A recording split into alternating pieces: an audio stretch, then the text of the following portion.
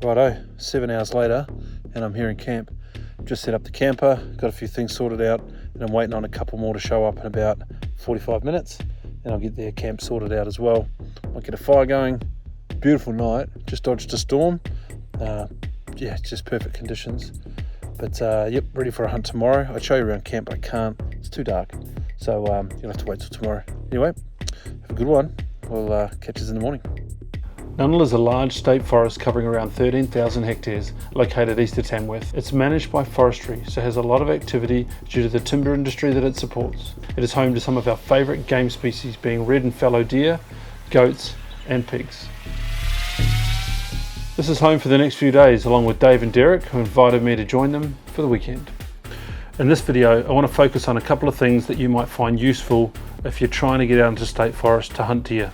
I want to show you where I might focus, the things that I look for and what I think great deer habitat looks like. But it's good to start on understanding deer behaviour.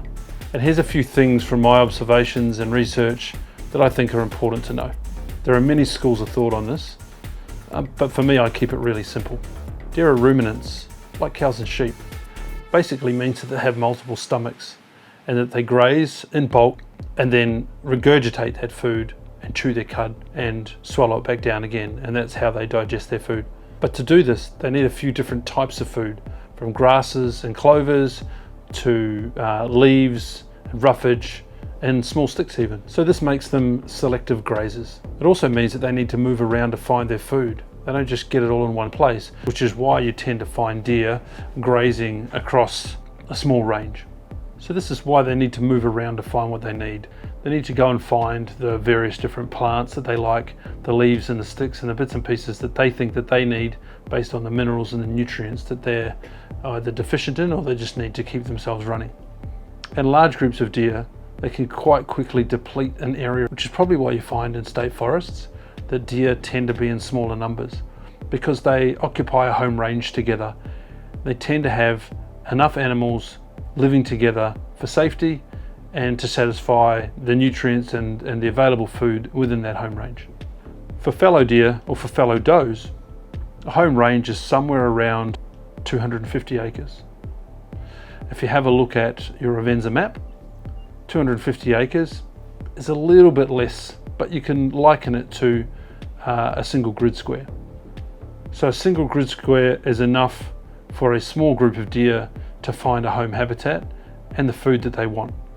If you're wondering about bucks home range tends to be about 4 times the size as the does. So they'll come in and service 4 grid squares of coverage, if you like, during a rut period. In regards to feeding, deer will feed roughly 4 to 5 times over a 24-hour period, but usually the majority of that feeding is done in the low light conditions. So that's going to be the last hour, or we call it magic hour, the last hour of light all the way through the night and into the early light of the morning. But I tend to find that's where they would feed 4 of the 5 times, with the 5th time being somewhere in the middle of the afternoon. I've always found through observation that deer tend to stand up in the middle of the afternoon, have a drink, have a bit more of a browse, and within a short amount of time go back to bedding. Deer also need to drink like every other mammal, but you'll also find that depending on the habitat that they're in, the majority of the hydration that they need, they can source from the plants that they eat. So the concept of finding a water source and sitting over it is a bit of a fallacy. Yes, animals will go to creeks to drink, there's no doubt about that, but if they are in a good area, they will probably get somewhere around 75% of their hydration from the food that they eat and not from direct water sources. If you're hunting in summer like we are here, then water sources are going to be more key. So considering all of this, deer need good hydration, often from the food sources that they have available to them. So they need multiple different types of food sources. They need enough of it to sustain the amount of deer that are in their family group. They need a comfortable and safe place. So comfort being in summer, they need a cool gully. In winter, they're going to want eastern facing slopes so they get that morning sun. Right, so they're all things to consider. and plenty of cover for them to bed down in and feel safe.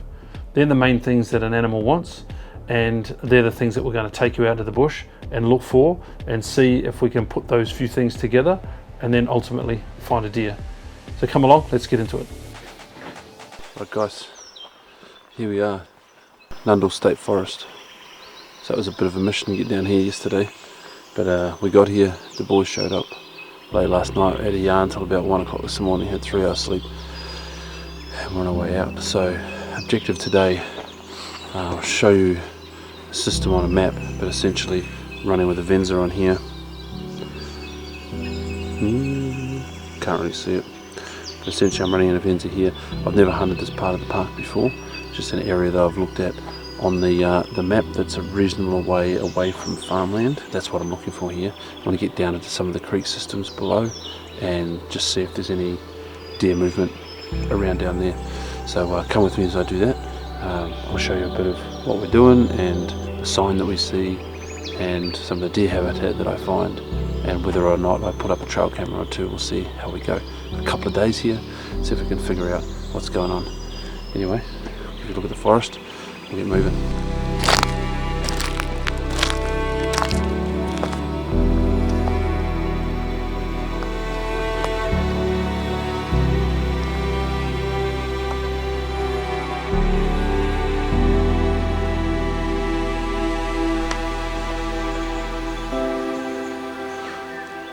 Right, so one of the things I'm looking for here is habitat and sign, but you've got to be able to get to those places reasonably quietly. So because these are state forests and they've been logged, you often find tracks that have been pushed in that aren't marked for the purposes of logging, I guess. And I've just found one of those tracks, so I've just spent 15-20 minutes trying to get down into this gully. I was almost about to give up on it because it's so bloody noisy. You see all of this regrowth, fire regen. This place has obviously been burnt. You can see the trees. But I found this access track. If you have a look, hang on.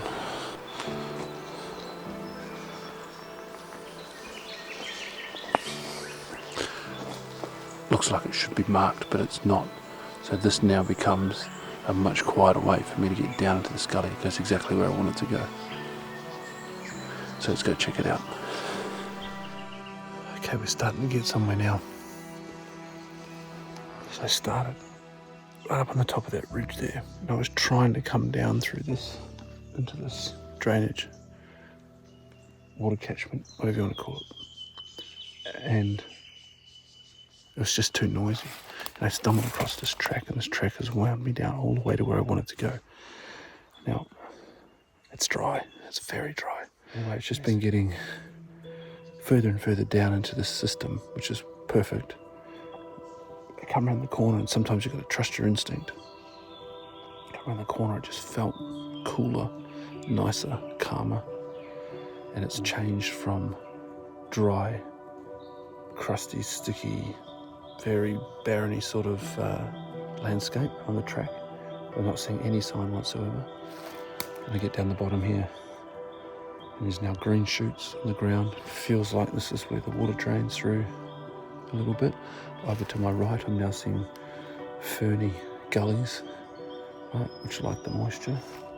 And I'm also seeing game sign. So here, take a look at this. There's no doubt there's sign across here. Deer prints, good sized deer prints as well. So we're in a right sort of spot. I'm going to carry on. These prints aren't new, but some of them aren't too old either. Bit of kangaroo stuff in there as well. I'll show you the difference.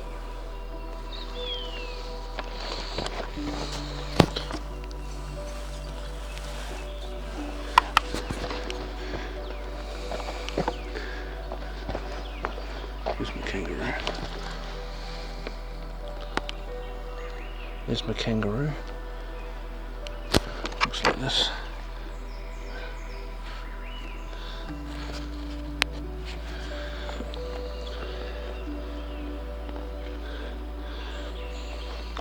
there's newer deer. So it's all pieces of the puzzle. The further down we get, the more sign there seems to be, which is consistent with what I've been saying about getting off the trails and getting down into the creek system. So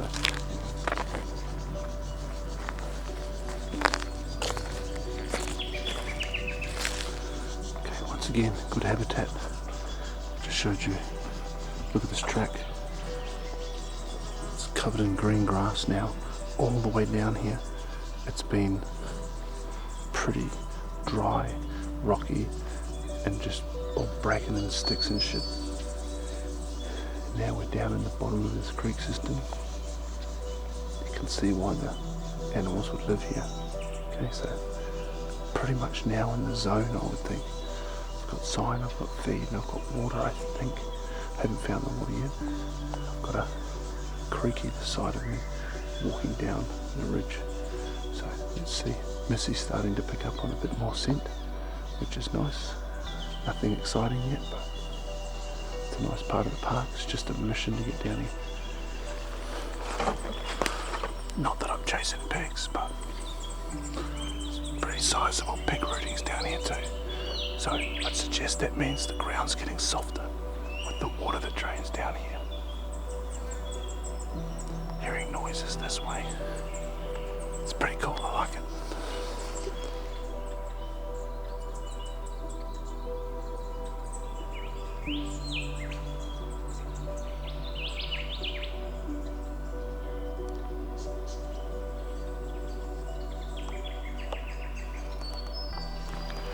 Alright.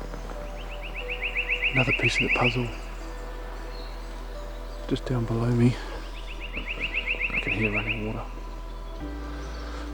I left the track just back there because there was a natural trail that came in here, but it brought me to this area and I can now hear the creek. So I've now got water, food, access. It's pretty good. I'm going to leave here. I was going to drop down into the creek and see what was happening. I've just checked out the Avenza map and I can, although the track that I'm on is not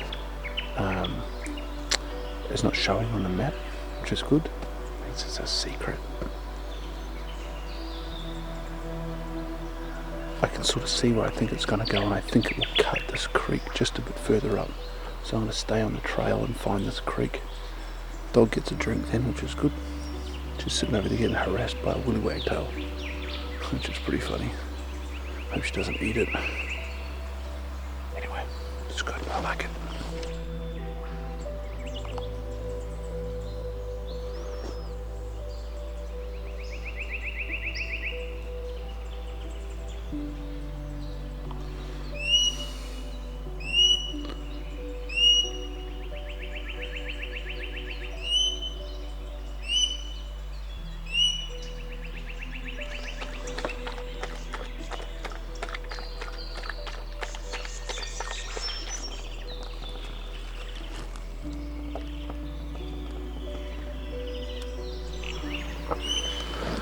Alright, I've now found what I consider to be good deer habitat. So I'm in the bottom of this system that I've been walking down. You see a little bit of footage of the creek a minute ago. I've got the creek crossing just here.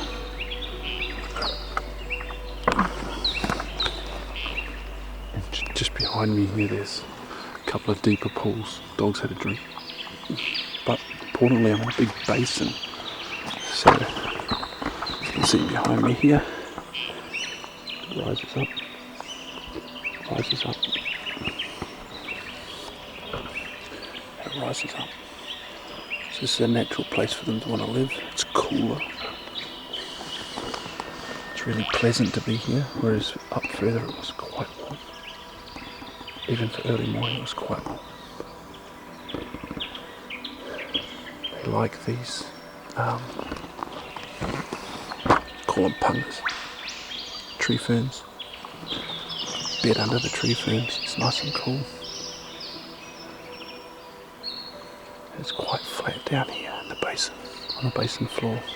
It's a good spot. So I know I've got an access track that comes to here. It takes about an hour to get down here though. but I was sneaking down. If I was just mad marching it to get down here, I'd probably do it in half that time easy. Wouldn't be worried about making noise. Have a bit of a look around down here, see if I can find some old beds, see if I can find some game trails, set up a couple of cameras. Just might bump a deer up too, see what happens. It's pretty cool. Come set one of these guys up. So, decided to put this camera on this tree here behind me because it faces this creek crossing. It's one of 3 likely crossings in the general area if they're moving in this direction. So I'm going to face one towards that crossing and see if I can pick anything up when I come back next time. So there's a lot of trust that goes into hunting in state forest. I've left my camper trailer, I've left my car. I'm going to leave a camera in the bush. That's why I don't buy expensive cameras. This one came from Anaconda. It's a $100 camera. I had one out here in the bush for over 12 months and I came back, it still had battery, had 6,000 odd pictures on it. So I put them on low sensitivity, I turned video off, photos only, time and date stamps important, and I put the highest quality photo I can, and it's a burst of 3 shots. So if something comes past, you get it 3 times, 3 different angles hopefully. This looks like a likely spot, and I set it up.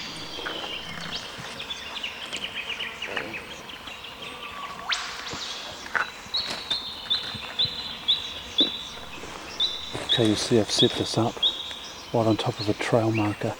So these aren't official markers. There's a big log fall over the track and they've put a marker around and through the creek. I suspect it's a trail bike club. They look like they're pretty old markers. I'll be back here in 3 months. I reckon it's a pretty low risk that they're going to use this track again between now and then. And if they do, hopefully they see it and they think they're set up to take images of them. So it's always a risk, but it's a risk I think is an easy enough one to take. So anyway, set that up.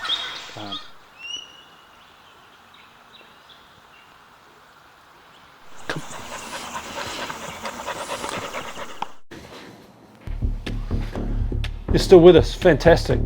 Drop down and hit that like and subscribe button for us. It helps the channel along and we really do appreciate it. You would have seen in the last segment of this video that I started up quite high. I was right on the edge of the pine and the eucalypt. That area of eucalypt that heads down to the creek is known as the riparian zone. I don't think that forestry plant that area because they're planting introduced species of trees, pines, and they don't want the seeds getting in the waterway. So that zoned off area is the area by the creek. Coincidentally, that's the habitat that fallow prefer, whereas reds tend to like the pines. That's my observation. It doesn't always hold true, but that's what I've seen over my years of hunting state forest. So you would have seen I started up high. It was dry, fairly barren, there wasn't any green pick, it was crunchy underfoot. Just was a pretty hostile sort of area.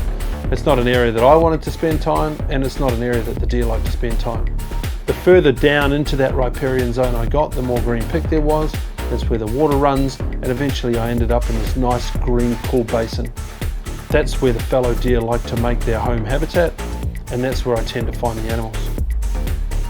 Hopefully that was of some use to you. You can pick up some tips, and I suggest that when you get back out into the bush, you go and find those zones yourself. The next trick is to be able to find where the deer are. Like I said in the vid, they tend to be in a 250 acre area or a 1 by 1 kilometre square grid. So if you can find the poo and you can find where they're browsing and you can find some beds, then you're likely to be in an area that they call a home range, whether they're there today or whether they're there tomorrow, but they'll certainly come through that area browsing frequently. The next phase of this video, we're going to go on a hunt. I was going to go back to this area and have a look at it. I found an entry point in, which was along that track, but I also found an exit point. The great thing about that is I've got 2 wind options now. Depending on where the wind's blowing will give me an idea of where I want to start my hunt. Both of them end up down in that basin where I've put a trail camera. I was going to go back into that area by myself just to spend some time there and see if I could locate some deer. Just to prove that all of these things together mean great deer habitat. and it will give me a place to focus during the rut. Instead of doing that myself, I've decided to take Dave with me. Dave invited me along to his camp, and I thought it was a good opportunity for me to show Dave how I find that habitat, what I'm looking for, and ultimately we'll find a deer. If we are lucky enough to see a deer, I'll let Dave take it. And then I can spend some time with him showing him how to field dress and some of the more difficult parts of taking deer out of the bush in summer. So come along, let's see how we get on. Should be a bit of fun. It took all of about 5 minutes from when we got to my spot to finding a deer. Unfortunately, Dave was about 1/10 of a second faster than I was on a camera, so I missed the shot altogether. But the upside is, deer down in the habitat we found, and we had a job to do. Good times, great fun. Good on you, Dave. Amazing.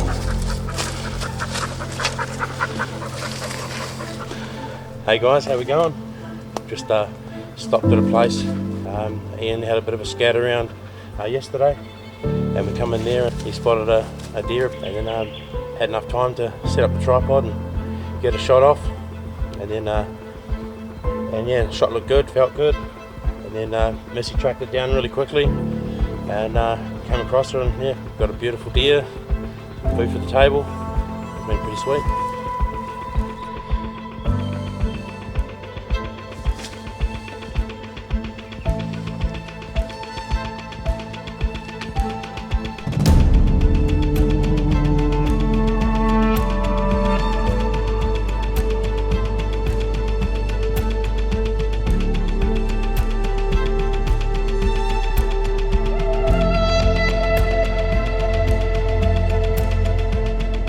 That's it folks, all packed up, ready to go. Boys have just left, I've just hooked up the camper and we're done. So that was a Thursday night through to Sunday morning hunt. So really 2 good full days of hunting. Found some great new habitat, put up some trail cams, got some footage of how I put this together, how I look for new country, how I look for sign, and then ultimately I was able to take Dave in and help him shoot a deer, which was just ultimate. It was unreal for him. But don't get me wrong, I don't mind shooting. I enjoy putting meat in the freezer, but I'm pretty full, so it was a good opportunity for me to share that with Dave, and he was bloody pumped. Derek had a bloody stellar weekend as well. Saw a lot of deer. You know, walked and put in the hard yards. And it was just a good couple of blokes to have in the camp. In fact, it was their camp. I gate crashed it, so thanks fellas for having me.